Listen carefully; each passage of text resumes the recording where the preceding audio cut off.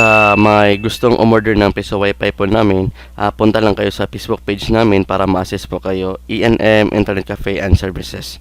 Salamat!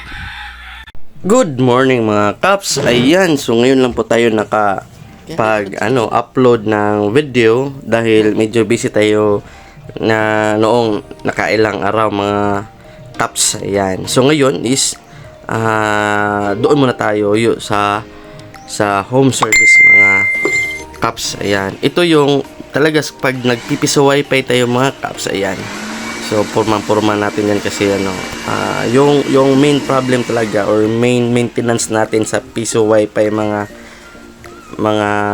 kaps is yung coin slot talaga.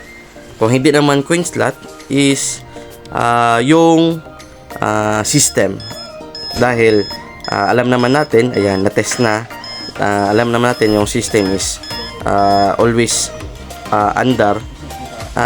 Hindi natin talaga malayan kung kailan bibigay yung SD card. Ayan, so ito mga caps, for example, sa coin slot is talagang kung hindi na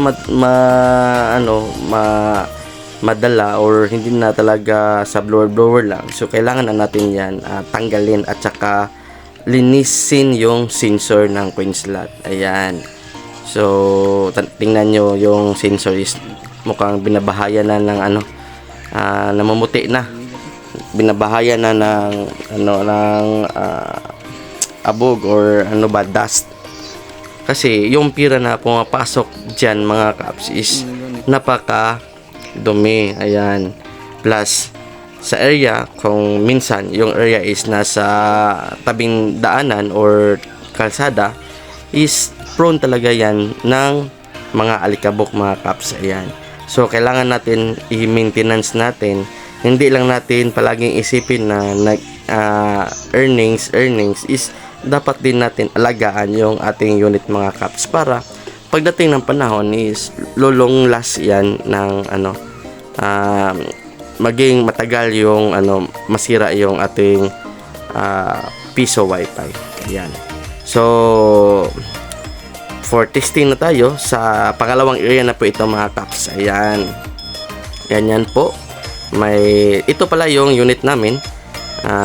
Hindi naka custom board, naka basic wiring lang talaga yan para madali natin matrouble. Ayan, so pangatlong area na ito mga caps is hindi naman nasira yung coin slot niya, pero yung SD card niya is may tama. Ayan, medyo nagabihan na kami mga caps kasi talagang yung SD card niya is mahina mag program, kaya binuti namin na pinalitan. Ayan, hindi talaga mawawala yung snacks mga caps. Ayan. Yan, so napakaganda kapag nag-home service, kasi talagang pag minsan is pag susurtiin is may snack na kasali mga caps. Ayan, nagbibigay ng mga snack yung mga client natin. Okay, so ganyan po. Sa gustong bumili ng piso wifi namin is mag-message na po kayo sa aming Facebook page mga caps, E&M Internet Cafe and Services mga caps. Ayan, so ito po yung mga box namin na ginagawa namin mga caps.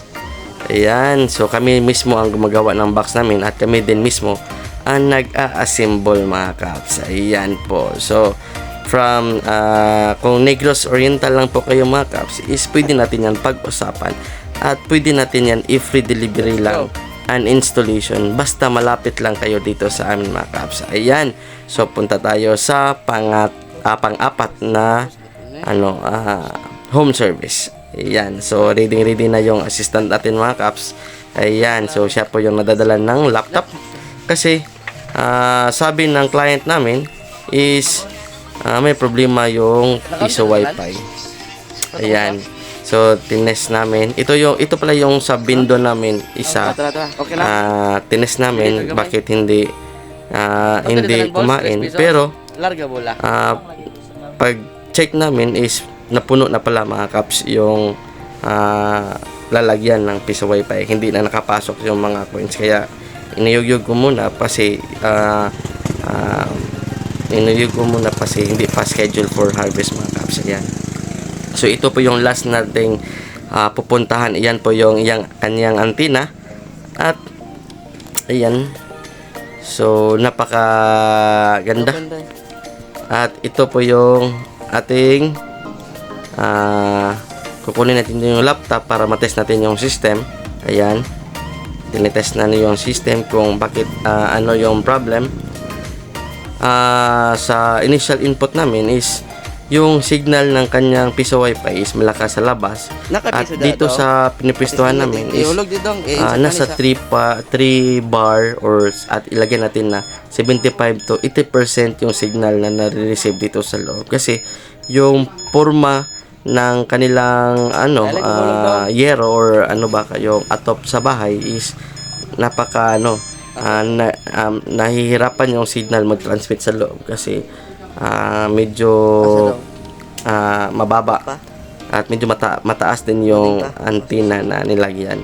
Medyo mataas. Kaya ang technique dyan mga kaps is huwag nyo masyadong itaas yung antenna kasi hindi naman yan pitupi. Ayan. So maraming salamat. Maayos na po yung piso wifi nila. And God bless.